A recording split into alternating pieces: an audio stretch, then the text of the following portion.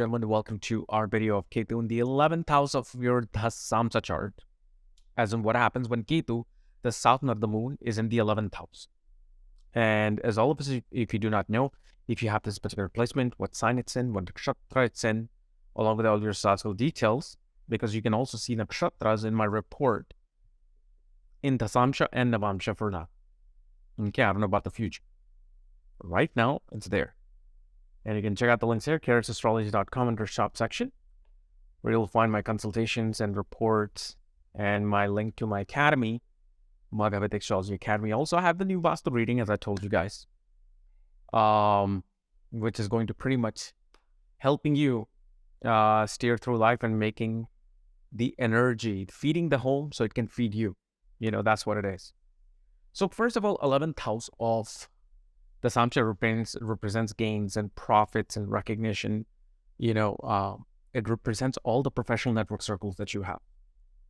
It represents bonuses, sudden things, like sudden windfall. Okay.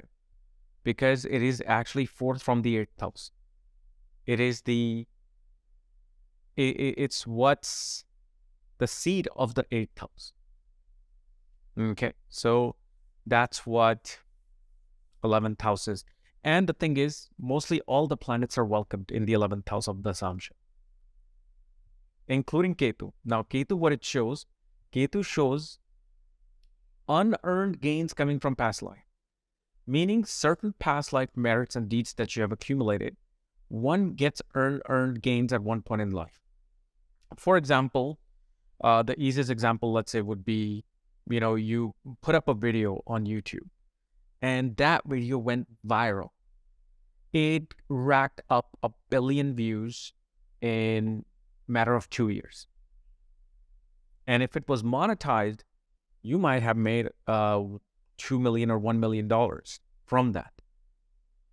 And so what happens is, within that 2 years span of time, with that one thing, you were getting those unearned gains, meaning you did your work, but still you kept earning it.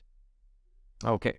And then Ketu, because Ketu represents something long. So we see that this person attains long-lasting achievements, long-lasting profits. But also, when it comes to their connection, when it comes to their, you know, the network circles, either they're going to be, so there's two scenarios. One is they're very selective. They become very selective and they have very few, okay, maybe like 3 really good network circle connections. 3 really, especially 3, because Ketu is 3. So 3 people that you really, truly trust and take help from in your life. But then what also happens is, besides those 3s, whenever Ketu is in the 11th house, so for example, in the birth chart, it'll be just overall life. In the Dashamsha, it is the professional life. So in professional life, you will get unannounced network circles and connections in your life, meaning people that you weren't even thinking about that they would be coming in your life, they come in your life. Why? Because what Ketu represents is destiny. Rahu is something you're making in this life, you're earning in this life. Your destiny and efforts are taking effects with Rahu. With Ketu, it's like it's set. It is set. So you can see, especially in sign like Gemini, where it represents multiple things. Ketu with Mercury in the Dashamsha, this person can actually rack up long list of professional friends. That, besides the one that they really wanted, they get. It's like an additional bonus that they get without even asking for it, without even doing anything about it. It just automatically happens. So whenever Ketu is in these particular situations, you know, actually wherever Ketu is, you know, you're going to be destined to deal with certain things. You can't change that. And this is why it becomes truly a lifelong, just Ketu becomes like a lifelong learning lesson to understand what Ketu is actually doing. You know, and this is why it's much easier to understand Rahu, because it signifies this area of your life that you can gain and manipulate and kind of like control to a certain extent. But with Ketu, it's like, well, whatever's done is done. It's past, right? So you can't change the past. And so the past is just sometimes already coming off automatically on a conveyor belt. And on certain cases, depending upon the situations of Jupiter, situations in the birth chart, if this person is very pious, if this person is, always inclined towards spirituality, sadhana, well, then this Ketu in the Dashamsha will connect them with spiritual organization where they can make tremendous amount of connections. Like, for example, especially if Ketu in Dashamsha is in the 11th house and especially in Aquarius, you will see that this person, against their liking, have to attend conferences, against their liking, have to deal with people, against their liking, have to be in a large gathering. Like you will always see, whether Ketu is in Aquarius in the birth chart, Navamsha, Dashamsha, somehow they don't want to deal with people, but then they are forced to deal with it. And once they deal with it, they actually are enjoying it.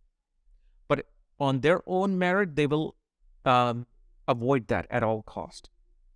If somehow, somewhere they're forced into that, they do it. But the thing is, the process becomes much, much smoother, much more doable once they actually take that step of doing it. And the thing is, it is one of the things we understand with this Ketu, that the more they actually attend large gatherings professionally, okay? Because again, 11th house is large gathering regardless of the sign. So this particular Ketu will bring them past life connection that are there to help them, or perhaps, again, depending on the situations of the chart, it can show that a Ketu, might be inviting certain people that are there to take something from them. Okay?